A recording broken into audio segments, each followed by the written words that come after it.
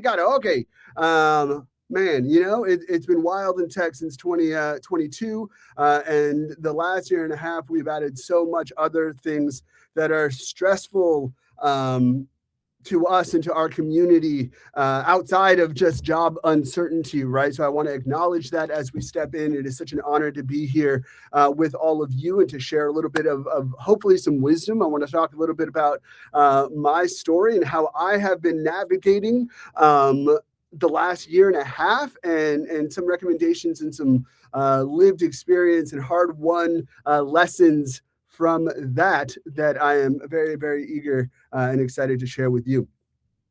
So to kick off a little bit about me, hola. Me llamo Javi. I'm originally from Puerto Rico. I live here in Washington, D.C. I've been here for quite a while. I have been in the tech industry since about 2011. I started in content strategy, marketing. I've moved around through a variety of startups and ended up for 7 years, best job I ever had, teaching product design full-time to career changers. And over the last year and a half, I've had to make a pivot of my own, which has been quite an adventure. And it's been hard. It's been challenging. It's been frightening. It's been exciting and exhilarating all at the same time. So I'm excited to tell you a little bit about that. And again, like I said, some hard-earned lessons from the last year and a half. So today, we're going to talk a little bit, going to give you a little bit backstory about me and the tech industry as of 2026. We're going to talk about that lack of clarity, why it feels unclear, and then kind of moving forward, some tips and suggestions for, how to get anchored in all this mess. And hopefully, hablo demasiado, as any good Boricua, so hopefully we'll have some time for questions, but man, I talk too much, So, ¿qué es lo que hay? What's going on in 2026? Actually, I'm going to back up a little bit. I'm going to tell you a little bit about my story. So I actually have my buddy Gabe here, who is one of my first students. Gabe, shout out. I saw you in the chat. Gabe is here. I love Gabe. Thank you for showing up, my brother. One of my first students about 7 years ago. So I was an instructor for 7 years. I fell into it accidentally. I loved it. I became so passionate about teaching. And I stuck it out for 7 years just because it was such a life-bringing thing to be able to bring energy and passion and hope to people who were sick and tired of what they were doing, or what they were doing wasn't giving them the living that they wanted, and helping them transition into the tech industry and into a life that they were really, really excited for. So I was super passionate about my job. I'd like to say, maybe Gabe can attest, I don't know, that I was pretty good at it. There's your boy right there.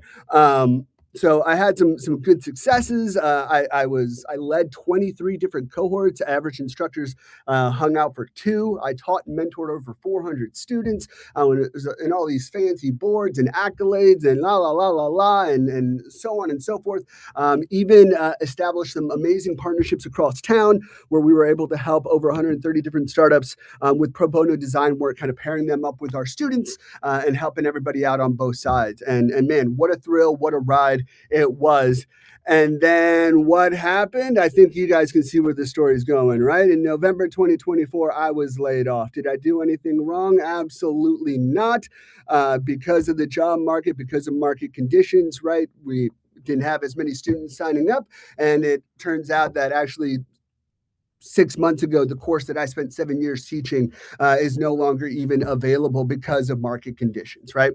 So your boy was sad. I was pretty upset. I was unhappy about that. So this might sound familiar, right? Who's gone through a similar story, right? I'm sure a lot of us have been either feeling that pressure, have gone through that, or are feeling that pressure now in our careers, in our roles, that uncertainty due to market conditions, things outside of our control that are impacting our livelihood. And that's scary, right?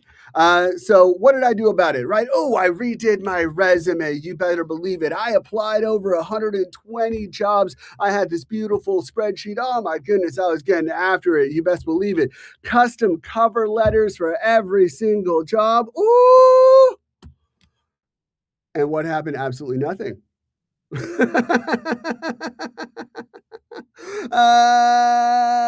Right? All of that.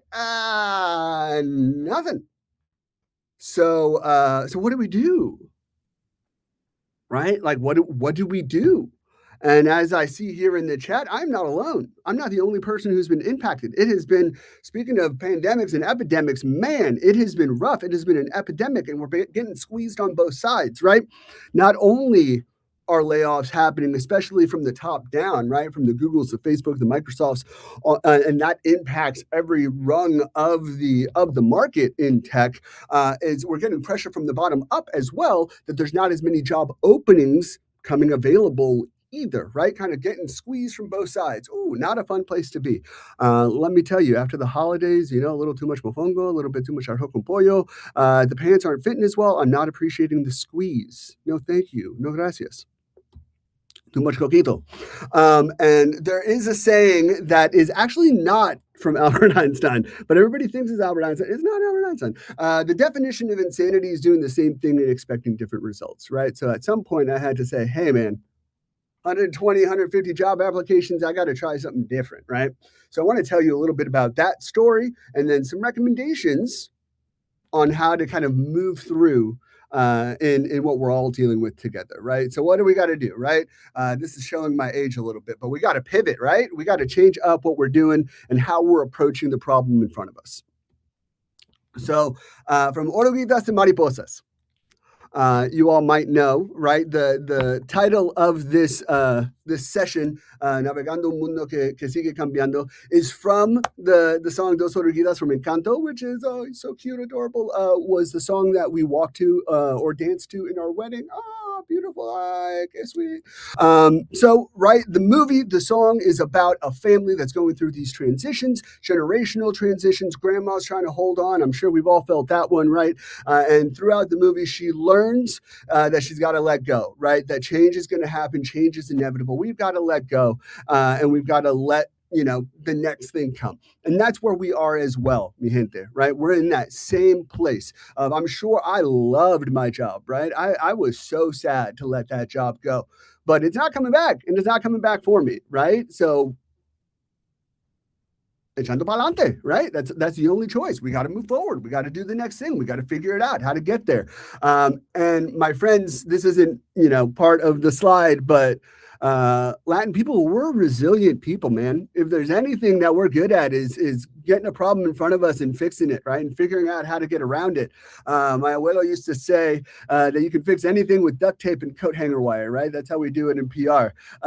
Even with cheap, shitty ingredients, right? We make dank food. That's how we do it, right? We get shitty situations in front of us and we power through and we find solutions. So that's what we're going to do here as well in this industry, in this landscape that we're living. So one of the things that I want to encourage you all to do, and something that I've done with my students, and I think it really has to be the first step, is really getting core and deep into who are you on a professional level, right? Great. Our LinkedIn, our resume tells us, I've had these roles, I've had these jobs, I have these job titles. You are not a job title, my friend. Right? You are not a senior whatever or a UX designer 3 or whatever that is, right? You are a human being with skills and passions. And what we need to figure out here is what is that unique salsa, that thing that is you, because everybody has one. Also, it took me a while to really tease this out myself, right? One thing that I kept running into is really, and what I learned through this process is that the market was viewing me as a teacher masquerading as a UX designer, as a product designer, right? So I had to figure out, okay, so that's how you see me. How do I leverage that, right? And then where do I close the gap between your understanding of me, who I am, and the skills that I need and need to show in order to bridge that gap? Right? But we have to start with getting in tune with who we are. And this is really a tough part, is kind of seeing yourself and gleaning yourself and looking at yourself and figuring out what that is. So Ikigai is a Japanese concept, meaning kind of like the core of who you are. From a professional standpoint, they have this little framework of 4 things. I want to boil it down even easier. 3 things: your skills, your backgrounds, your strengths, what you're good at, who on that level. And one thing I would highly recommend as a designer, as somebody, is do some research around that, right? Do some user validation. Go talk to people that you've worked with. Go talk to people who you've managed. Go talk to people who've managed you. Go talk to people who have been clients or service providers, and ask them honestly, yo, what was it like working with me? What did I do well? What can I be doing better? What were my strengths? What are some things that I can improve in, right?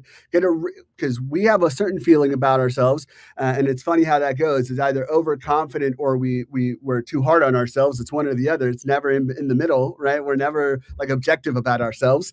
But right, try to get a real understanding of who you are and how you come across to people. Number two, what is it that you want to be doing? What is your passion? What's going to get you excited to wake up and go in the mornings? And then number three, all of this is moot, my friends, if the job market isn't hiring for that, right? We can have sure, I want to be a CEO making $300K a year. If nobody's going to hire me to do that, we're in trouble, right?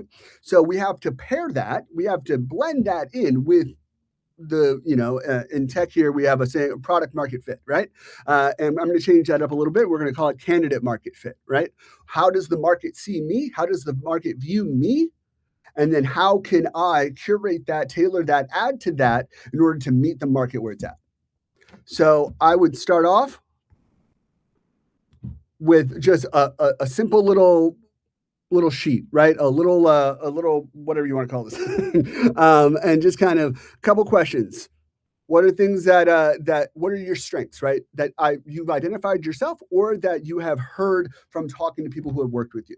What are your personal, professional strengths? What are the things that at work you love to do? That if you could do this for 8 hours a day, you would be so happy, right? Or things that maybe you haven't done in your work that you would love to start doing in your work.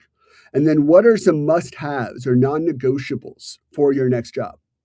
Is it that you want to work from home 5 days a week? Is it a certain salary band? Is it a certain job title? Is it a certain industry, right? A company size, values at a particular type of company, right? What are those things that your next job must have?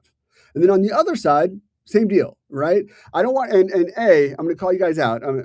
You know what? My biggest weakness is that I just care too much. That's bullshit, right? Like that's not real.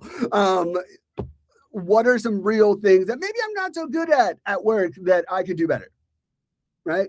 And what are those things at work, those tasks, those responsibilities that, man, I want to stick a fork in my eye if I have to do this one more time? And again, what are those non-negotiables? Is it making me put on pants and be somewhere at 8:30 in the morning 5 days a week? No, thank you. Right? Do I have to wear a button-down shirt? No, thank you. Is it particular industries, right? Like I'm in Washington, D.C. I've never worked for the government. I have no interest in working for the government. No, gracias. I'm not into it. Not doing it. Nope. Even if you reach out to me and you offer me $200,000, I'm saying no. No, gracias. Not for me. Right? So that's a great way to start. What are my yeses, my yays? What are my nays? What do I have to work on, or what am I avoiding? And that helps us kind of segment things out there. And then from there, we can really position this candidate market fit, right? And a great way to kind of get an understanding of where the market is at is, again, in good product fashion, doing some research. What are companies actually hiring for? Indeed has some great data on job titles, job openings, so on and so forth, what's trending, what's not. There's data out there. What are the skills, looking at those job openings, what are those skills required for those jobs? How do they talk about those jobs? And then the second part, also important, kind of like interviewing users, right? Can I talk to employers? Can I talk to hiring managers? That's a great thing for LinkedIn. Can I find people who are doing jobs that I'm interested in and talk to them and see, hey, what does it take to do your job, to do this job? Can you look at my resume? Do you think I would be a good fit? Why or why not? Get some real data, not just gut feelings about this stuff, right? And then with all of this information, you can kind of reposition who you are. And one thing that I would strongly encourage you to do, and it's a pain, it is hard, it is uncomfortable, is creating what we call a brand statement or a personal brand, right? And that is just a couple sentences. These are two former students of mine here on the right that encapsulates who you are, where you're coming from, and where you want to go. And of course, like what benefit you're going to bring to this role. And this can be really hard because, again, it's so hard to think about yourself, externally. It's so hard to talk about yourself. It's uncomfortable. But we want to get to a place where this feels really good and really authentic, right? That I clearly that I'm like, oh, yeah, that feels like me. That feels right. Where am I coming from? Who am I? And where am I trying to go? And then how can I benefit your company in this thing, right? Kind of tying it all together. Now, a personal brand, a statement like that should be pithy, should be quick, right? We can use this on LinkedIn. You can use this when you introduce yourself. You can use this for bios when you're going to events and stuff. But we should have an understanding of our story overall, right? And that is something that can flex given the situation. I have some stories, some examples in my back pocket that if you tell me, hey, Javi, tell me your story in 5 minutes, I can do that. Javi, we're in an interview, tell me your story, you get 30 minutes, I can do that, right? And I can pull these examples in and out, and I have them pre-prepared because I've thought about it, and it all helps to enhance this statement about who I am and what I bring to the table, right? In an authentic way. Exactly. Elevator speech, elevator pitch, 100%. But right, depending on the situation, I want to be able to expand that or I want to be able to shrink that down. And all of this, right? All of this stuff you can leverage when you're on social media, if you're into that for work stuff, on LinkedIn, on your portfolio website, on your resumes, right? Anywhere it's kind of like branding for a company, right? You're branding yourself. So anywhere that you have a presence, you want to be reflecting this newfound understanding that you have of yourself. And I have a saying, I don't know if it's controversial, but I've developed a saying because I don't know if any of you guys are designers. I know my boy Gabe is, but we can be a little pretentious, right? We can be a little snooty. We can be a little artsy. And I have some designer friends who are like, ew, no, I'm not touching AI. It's like ruining all of our lives. It's like not real. I'm like a creative. Like I would never. And my saying to them is like, bro, you can't be Amish. Right? Like you don't just get to say, hey, like Figma was great in all these innovations before, but as soon as we got to AI, I'm tapping out. I'm never touching the stuff, right? Good luck getting a job. It's not really changing. You're still creative. You still have to have outputs. This is a new tool, the new generation of tools that we have to learn to adopt and apply. That's it. I'll see you. Right? We don't really get the choice. We just got to do it. So, and I hate, that I'm just going to talk about AI, but one thing that I strongly suggest just in general on top of AI is going into these things, and saying, and like, what is the new thing? What are the new skills right now? It's all AI. Probably there might be some other stuff that is happening in your particular industry or in your particular role. Those skills that you need to learn to kind of beef up where you're at to meet the market today. Right. And my friends, the other thing that I'm going to say is I don't think we've really never had this luxury in tech, but we certainly won't have it ever again, is just being able to stay stale in our skill set, right? I think one of the big things that we're going to have to do to stay secure and stay anchored for the rest of our careers is continuous learning. Never putting it down, never putting down, picking up a new tool, whatever it is you want to do, however you want to frame this for yourself, pick up a new tool a week is something that I was doing for a while, playing around with it, making something just so I could have an informed opinion, right? So if somebody asks me, hey, how are you applying AI these days? I have something to say about it, right? Because guess what? My buddies who are saying like, oh no, AI, I would never. That employer who's not a designer is like, okay, next. Right. So just to show that you're like involved, thinking, working on something always. It's unfortunate. It would be great if we could be our parents or grandparents and I clock out at 5 and I go home and I sit on the couch and I watch football. I don't think that is coming back for us. Right. I think we're always going to have to be hustling, but we're Latino, so we're good at hustling. Right. So whatever it is, pick up a tool, start playing around with it. Don't overstress it. See what you can learn. The other wonderful thing in the digital age is that there's learning opportunities and learning materials everywhere. everywhere, from YouTube to newsletters to articles to short courses, on and on and on and on.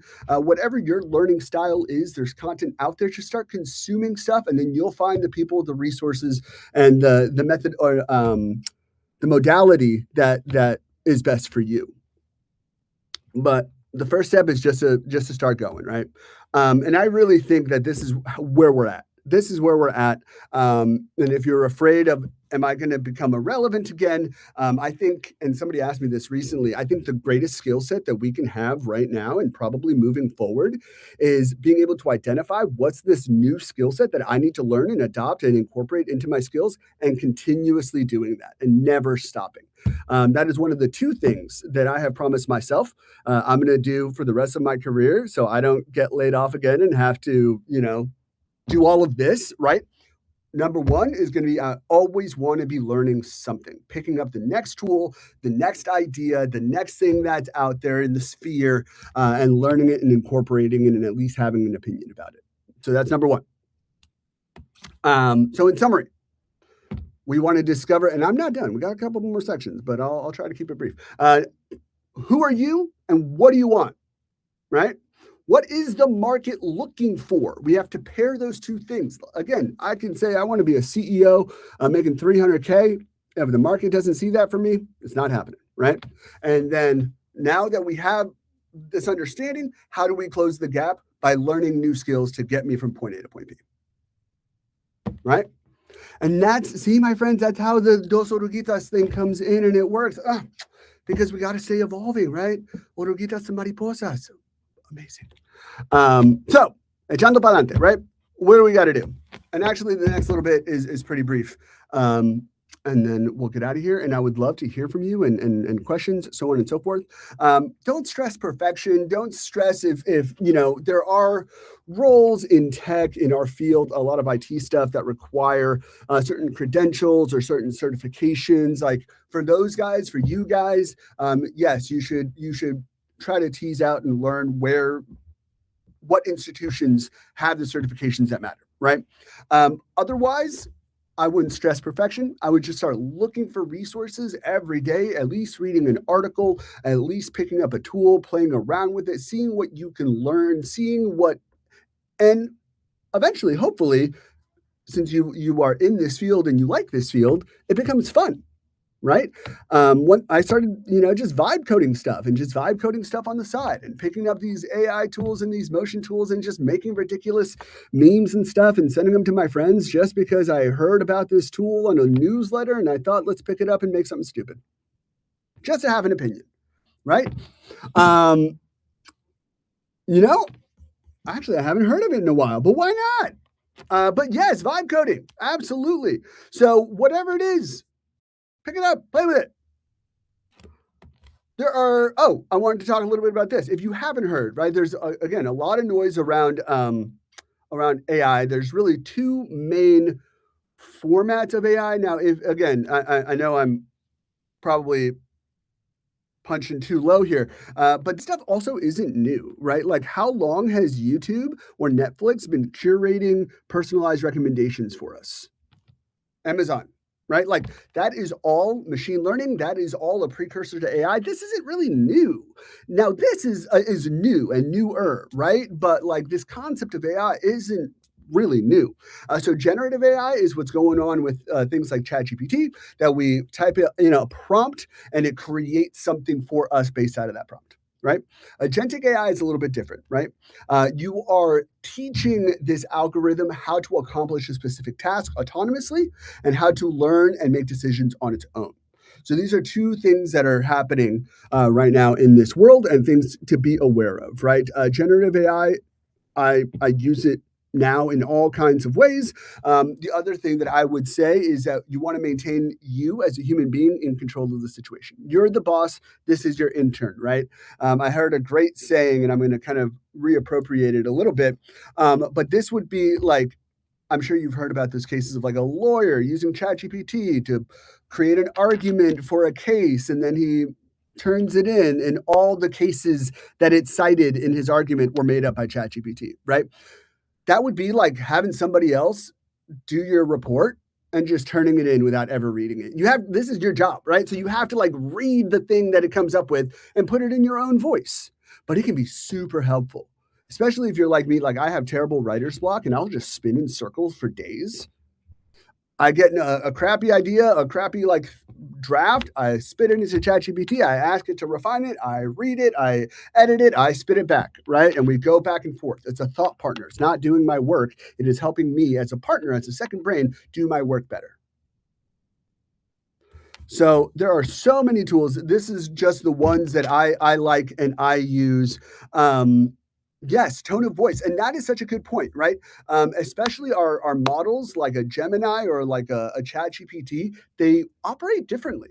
And that's really important to know, right? ChatGPT can learn from and keep in mind past conversations that you've had with it.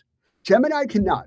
Gemini silos each chat and you say, hey, who am I? It's like, I have no idea. Nice to meet you. And I'm like, that sucks. So try these things, try them out. And there's a lot more.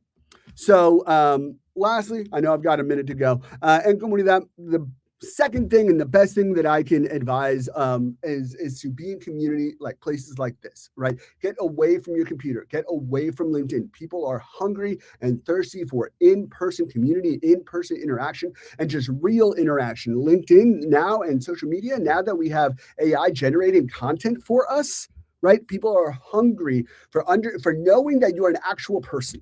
And that is one thing that I was sorely lacking from applying to jobs into the black hole in LinkedIn. They can't feel me. They can't feel my passion. They can't feel my personality. They're just looking at my qualifications and my resume, right? Get out there and meet people. Volunteer for conferences. Whatever your strengths are, right? There's so many Slack communities. Find mentors. There's mentors abound for whatever it is that you're trying to learn and whatever it is that you're trying to do. There's a lot of thought leaders on X or on LinkedIn that you can follow to learn. Find newsletters to subscribe to stay up to speed. So on and so forth. Huge. That's my second big tip.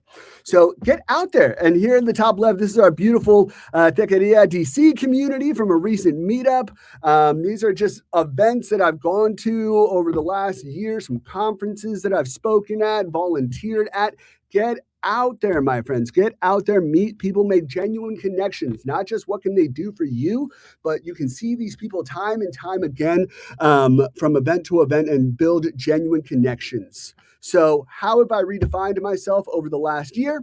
I've been consulting with startups. I've been leaning into that teaching experience by speaking at conferences and partnering with accelerators to mentor startup founders, attending a lot of in-person events because, again, I'm good in person. Yay. And then really upskilling myself around AI and Figma to unveil Javi 2.0. So these are my tips for you, my friends. Oh, this is a great resource. Never search alone. It applies design thinking to the job process. It puts you in these little pods. You go through a variety of activities, kind of learning about yourself, learning about each other, learning about the roles that you want, and helping each other through that. So I highly, highly, highly recommend Never Search Alone. Again, and it's all free except for the book. You got to buy the book, but then they will put you in a group if you want for free. And it's a super uplifting experience. And it's just a really great resource to get through a really tough time. Don't do it alone. Find people who can shepherd you, who can help support you emotionally and otherwise help make connections for you, so on and so forth. So kind of in closing, my thesis statement and my advice to you would be continuous learning. Never stop learning. Pick up something new, take a class, whatever it is, read a bunch of articles, stay up to date in the industry from today forward, and stay on that trail of building relationships in your industry, in the things that you're passionate about, in your communities, because those are the things that are going to help anchor you and keep you sustained in your careers for 2026 and beyond, especially the relationship building. If you know people around you in the community, guess what? And you need a job, they're going to be right there. They know you now, right? They know what you're all about. They're going to recommend you, right? And if you're staying up to speed on your skills. So that is what I have to share with you all today, my friends. Thank you so much for listening. Have a wonderful rest of the week here at Tequeria.